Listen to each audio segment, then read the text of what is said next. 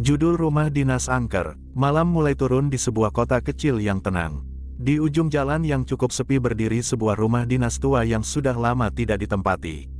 Rumah itu besar, halamannya luas, pohon-pohon tinggi tumbuh di sekeliling pagar. Daun-daun kering berserakan di tanah. Dinding rumah terlihat kusam dan jendela-jendelanya tertutup debu. Sudah bertahun-tahun rumah itu kosong. Suatu sore sebuah mobil berhenti di depan pagar rumah tersebut. Di dalam mobil ada sebuah keluarga kecil. Seorang ayah bernama Pak Arman, istrinya bernama Bu Rina, dan dua orang anak perempuan mereka.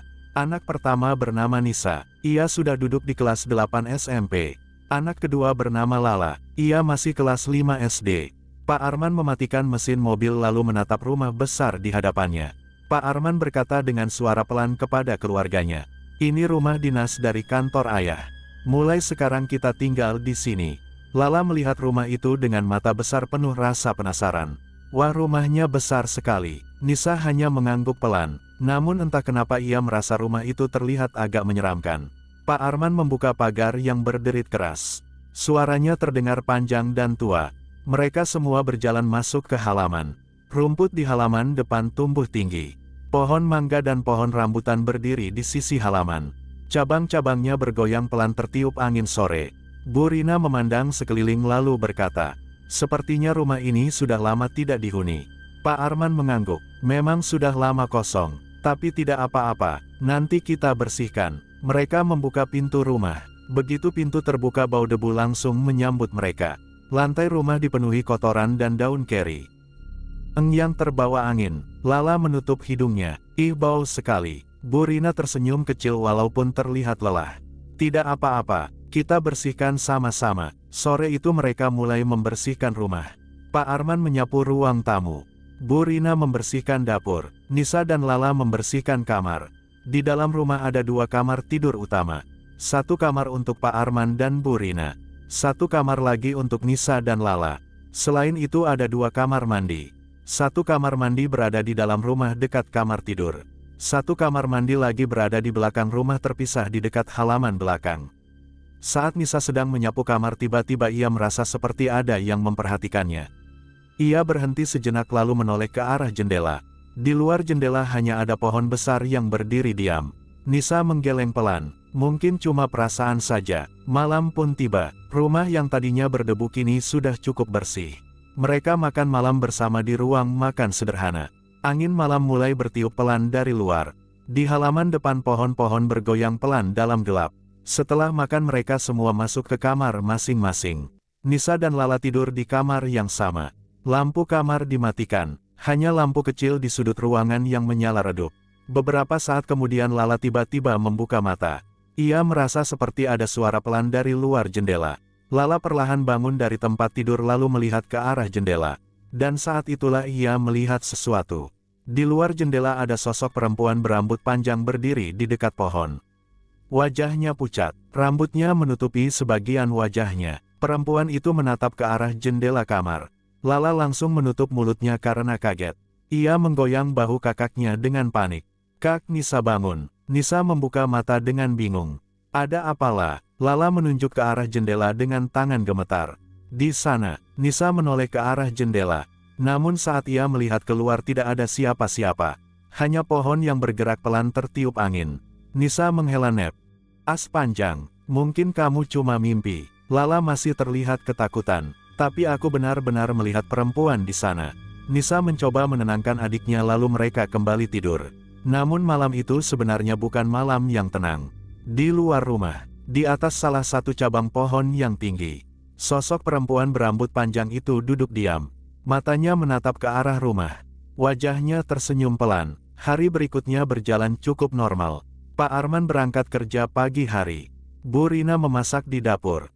Nisa dan Lala bermain di halaman depan. Saat Bu Rina sedang memasak di dapur tiba-tiba ia mendengar suara pelan dari belakangnya. Suara seperti seseorang berjalan pelan di lantai. Bu Rina mengira itu Nisa atau Lala. Ia berkata tanpa menoleh, "Nisa, tolong ambilkan piring di lemari." Tidak ada jawaban. Bu Rina perlahan menoleh ke belakang. Di sana berdiri seorang nenek tua. Rambutnya putih panjang, punggungnya membungkuk. Nenek itu hanya berdiri diam menatap Bu Rina. Bu Rina terkejut setengah mati. Namun dalam satu kedipan mata sosok nenek itu tiba-tiba menghilang. Bu Rina berdiri kaku di dapur. Tubuhnya merinding. Ia mencoba meyakinkan dirinya sendiri bahwa itu hanya salah lihat. Malam berikutnya gangguan semakin terasa. Sekitar tengah malam Pak Arman terbangun karena ingin ke kamar mandi. Ia berjalan menuju kamar mandi di dalam rumah. Namun saat ia membuka keran air tidak keluar sama sekali. Pak Arman menghela napas. Airnya macet. Akhirnya ia terpaksa pergi ke kamar mandi belakang yang berada di luar rumah. Udara malam terasa sangat dingin. Lampu kecil di belakang rumah menyala redup. Pak Arman berjalan menuju kamar mandi belakang. Ia masuk lalu menyelesaikan urusannya. Namun saat ia hendak keluar tiba-tiba terdengar suara dari luar. Suara seperti sesuatu melompat pelan. Pak Arman membuka pintu kamar mandi. Di depan pintu berdiri sesosok pocong. Tubuhnya terbungkus kain putih kotor. Kepalanya miring menatap Pak Arman. Pak Arman membeku. Pocong itu tiba-tiba melompat mendekat. Pak Arman langsung berteriak keras dan berlari masuk ke dalam rumah. Ia menutup pintu dengan cepat. Napasnya terengah-engah. Keluarganya terbangun karena teriakan itu. Apa yang terjadi, tanya Bu Rina dengan wajah cemas. Pak Arman masih pucat. Di belakang rumah ada pocong. Beberapa hari berikutnya gangguan semakin sering terjadi. Lala beberapa kali melihat perempuan berambut panjang berdiri di dekat pohon. Nisa pernah melihat bayangan putih lewat di depan jendela kamar. Bu Rina beberapa kali merasa seperti ada nenek tua yang berdiri di dapur memperhatikannya.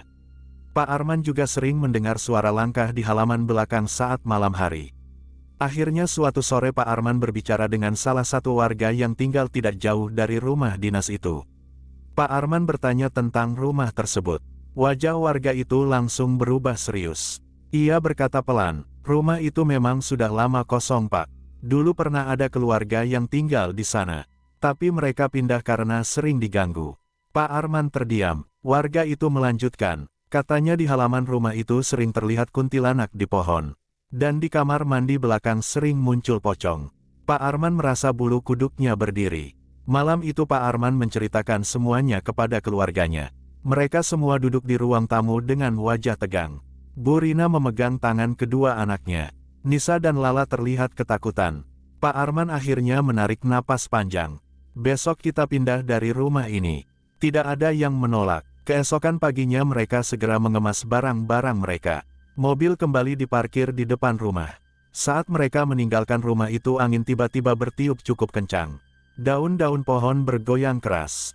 Di salah satu cabang pohon, sosok perempuan berambut panjang itu kembali muncul. Ia menatap mobil keluarga itu yang perlahan pergi menjauh. Di halaman belakang, di dekat kamar mandi luar, sosok pocong berdiri diam menatap ke arah rumah Ye. Ang kembali kosong. Rumah dinas itu akhirnya kembali sunyi.